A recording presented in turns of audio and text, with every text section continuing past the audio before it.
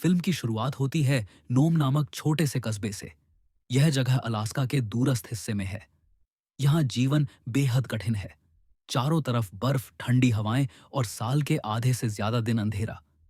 फिर भी यहाँ लोग रहते हैं, माइनिंग करते हैं और अपनी फैमिलीज के साथ इस जगह को घर मानते हैं। लेकिन अचानक नोम में एक बड़ी समस्या खड़ी हो जाती है। बच्चों में एक गंभीर बीमारी डिप्थीरिया फैलने लगती है। यह बीमारी गले को प्रभावित करती है और धीरे धीरे बच्चे सांस नहीं ले पाते।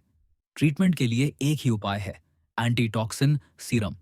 लेकिन समस्या यह है कि नोम में सीरम नहीं है और सबसे नजदीकी सीरम सप्लाई एंकरेज शहर में है, जो लगभग 600 मील दूर है। एंकरेज से नोम तक पहुंचने का कोई सीधा रास्ता नहीं है। ट्रेन्स और प्लेन्स सिवियर विंटर स्टॉर्म्स की वजह से नहीं चल पा रहे।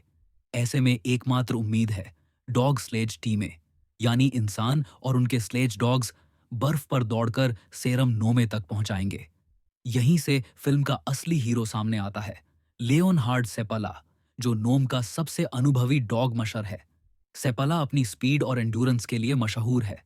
उसके पास स्ट्रॉन्गेस्ट डॉग टीम है और सबसे भरोसेमंद लीड डॉग भी, टोगो। लेकिन इस कहानी की असली खूबसूरती यह है कि टोगो शुरुआत से हीरो नहीं था। जब वह छोटा पप था, तब उसे कोई भी खास नहीं मानता था। नोमे में हालात और बिगड़ते जाते हैं। डिप्थीरिया से बच्चों की हालत गंभीर है। टाउन डॉक्टर अनाउंस करता है कि अगर जल्दी सीरम नहीं पहुंचा तो सैकड़ों बच्चों की जान जा सकती है। ऐसे में मेयर और ऑफिशियल्स सेपाला की ओर देखते हैं, क्योंकि वही सबसे एक्सपीरियंस्ड मशर है जो लॉन्ग डिस्टेंस रन कर सकता है। लेकिन ये जर्नी कोई साधारण जर्नी नहीं थी। एंकरेज से नोम तक का रास्ता 600 मील लंबा है। यह जर्नी इम्पॉसिबल लगती है, क्योंकि रास्ते में माउंटेन्स, फ्रोजन रिवर्स और ब्लिजर्ड्स हैं। ऑफिशियल्स तय करते हैं कि कई मशर्स रिले की तरह सीरम को आगे बढ़ाएंगे, लेकिन सबसे लंबा और टफेस्ट हिस्सा सेपाला और उसके डॉग्स को करना होगा। छोटे टोगो को शुरू में सेपाला ने ऑलमोस्ट गिव अप कर दिया था। वह बार बार कहता था कि यह पप बहुत छोटा और वाइल्ड है, यह कभी भी काम का नहीं बनेगा। कई बार तो सेपाला उसे किसी और को दे देने का सोचता था, लेकिन हर बार टोगो अपने स्टबर्ननेस और शेयर विल पावर से वापस लौट आता। एक दिन सेपाला ने बाकी डॉग्स को हरनेस करके प्रैक्टिस शुरू की। अचानक उसने देखा कि टीम अनूअल सी फास्ट दौड़ रही है और डॉग्स कंट्रोल में नहीं है। जब उसने ध्यान से देखा तो शॉक हो गया। टीम के आगे छोटे पप टोगो खुद हर्सनेस में घुसकर लीड पोजीशन में भाग रहा था। सेपाला को गुस्सा भी आया और हैरानी भी। एक छोटा पप इतनी स्पीड और स्टेमिना कैसे दिखा सकता है? यह घटना कॉन्स्टेंस को और भी यकीन दिला देती है कि टोगो खास है। वह सेपाला से कहती है, तुम देखोगे, यह तुम्हारा सबसे बड़ा डॉग बनेगा। अब कहानी 1925 के उस क्रिटिकल पल पर पहुंचती है जहां पूरे नोम की उम्मीदें सेपाला और उसके लीड डॉग टोगो पर टिकी हैं। वेदर रिपोर्ट्स क्लियर बता रहे हैं कि अगले कुछ दिनों में ब्लिजर्ड और भी खतरनाक होगा।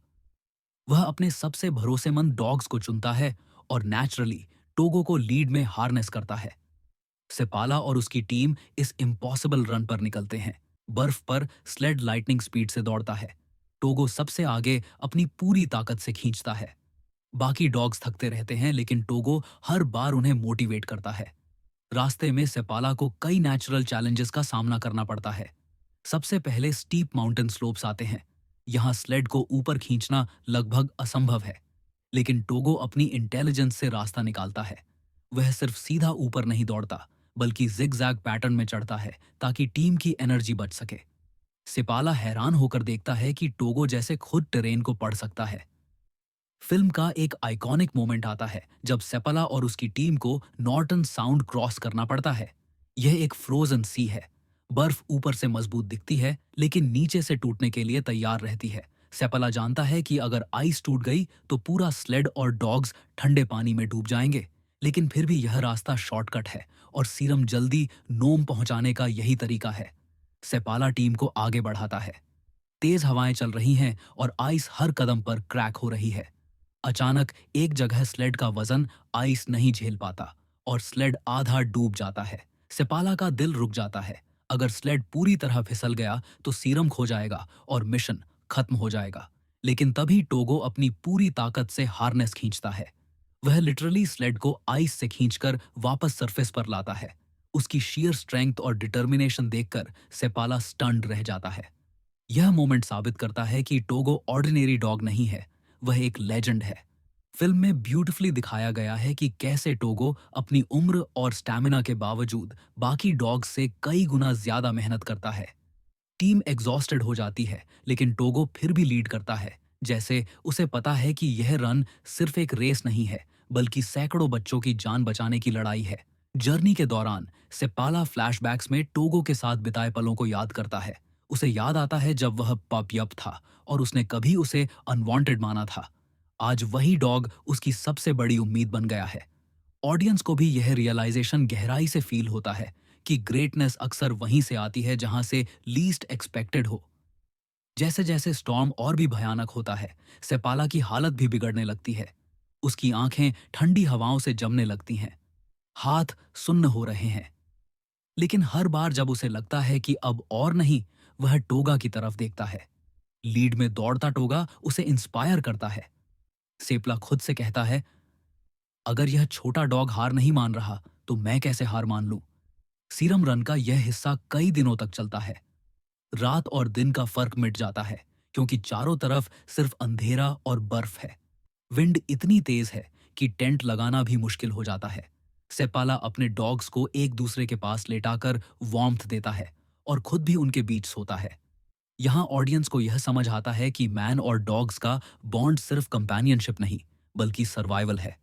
अगले दिन जब ब्लिजर्ड थोड़ा थमता है, जर्नी फिर से शुरू होती है। अब सेपला और टोगो सीरम को आगे पहुंचाने के करीब है, लेकिन ये सबसे डेंजरस पार्ट है, लौटना। क्योंकि उन्होंने नॉर्टन साउंड क्रॉस किया था और अब वापस उसी रास्ते से आना है। लेकिन इस बार स्टॉर्म और भी तेज हो चुका है। आइस टूट रही है, हवा स्लेड को लिटरली उड़ाने वाली है। सेपाला जानता है कि यह हिस्सा शायद उनकी आखिरी परीक्षा होगी। नॉर्टन साउंड पर स्लेड चलते समय आइस फिर से टूटने लगती है। सेपाला लगभग स्लेड से गिर जाता है, सीरम भी डगमगाता है। तभी टोगो अपनी जान की बाजी लगाकर हार्नेस को खींचता है। वह लिटरली अपने शरीर को आइस में एम्बेड कर देता है ताकि टीम को गिरने से बचा सके। उसकी आंखों में आग है, उसके मसल्स खींच रहे हैं, लेकिन वह हार नहीं मानता। सेपला उस पल समझ जाता है, यह सिर्फ एक डॉग नहीं, बल्कि उसकी सोलमेट है। सेपला और टीम किसी तरह नॉर्टन साउंड को क्रॉस कर पाते हैं। यह सबसे कठिन ऑब्स्टेकल था और इसे पूरा करके उन्होंने साबित कर दिया कि इम्पॉसिबल भी पॉसिबल है। सेपला और उसकी डॉग टीम अब अपनी जर्नी के टफेस्ट हिस्से को पार कर चुके हैं। उन्होंने स्टॉर्म माउंटेन्स और सबसे डेंजरस नॉर्टन साउंड को पार किया। सीरम अब आगे रिले के जरिए नोम पहुंचने वाला है, लेकिन सेपला और उसकी टीम को अभी भी घर लौटना है, और यह जर्नी उतनी ही घातक है जितनी पहले थी। टोगो अब 12 साल का हो चुका था, एक उम्र जो स्लेड डॉग्स के लिए बहुत ज्यादा मानी जाती है। ज्यादातर डॉग्स इस उम्र तक दौड़ने की हालत में नहीं रहते, लेकिन टोगो ने इस रन में खुद को साबित कर दिया है।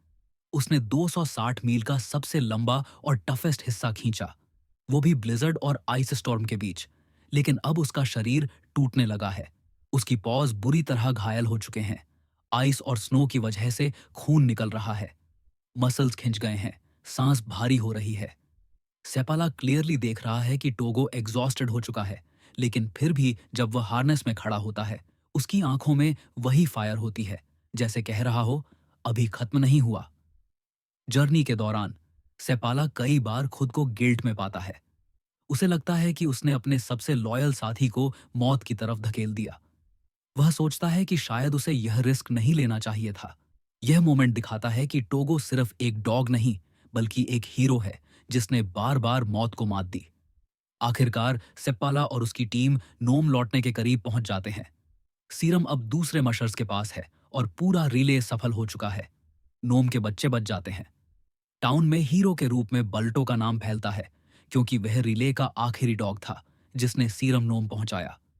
न्यूज़पेपर और लोग उसी का नाम याद रखते हैं, लेकिन सच्चाई यह थी कि सबसे लंबा और डेंजरस हिस्सा टोगो ने पूरा किया था। सेपाला जानता है कि असली हीरो टोगो है, भले ही दुनिया उसका नाम न ले। सेपाला अपनी वाइफ कॉन्स्टेंस से कहता है, लोग बल्टो का नाम लेंगे, लेकिन मैं जानता हूं यह टोगो था जिसने सब कुछ किया। कॉन्स्टेंस एक बेहद दिल छू लेने वाली बात कहती है, उसने सिर्फ बच्चों की जान नहीं बचाई, उसने तुम्हें भी बदल दिया। सच में सेपाला की जिंदगी ही बदल गई थी।